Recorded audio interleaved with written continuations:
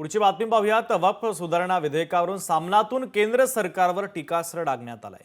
काय म्हटलंय सामनामध्ये आपण पाहूयात ग्राफिक्सच्या माध्यमातून। वक्फ सुधारणा विधेयक संसदेत मंजूर झालं। विधेयक आणि हिंदुत्वाचा संबंध नाही। काही लोकांनी तसा संबंध जोडण्याचा प्रयत्न केला, पण तो निरर्थक आहे।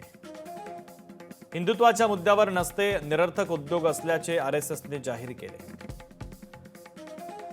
संघाची पुढची पावलं महत्त्वाची वाटतात। काशी, मथुरा आणि दिल्ली असं त्यांचं लक्ष दिसतंय। मुसलमानांच्या संपत्तीवर नियंत्रण आणण्यासाठी हे विधेयक आहे। हे सरळ प्रॉपर्टी वॉर आहे। हिंदू आणि मुसलमानांना वाद पेटवायचा आणि आपलं काम साधून घ्यायचं। सामाजिक सुधारणा, जनसेवा, गरीब मुसलमानांचं हित वगैरे झूट आहे। तर वक्फ विधेयकावरून हा हल्लाबोल सामनाच्या मधून करण्यात आलेला आहे। लोकशाही मराठी ऐका, पहा, जागरूक रहा।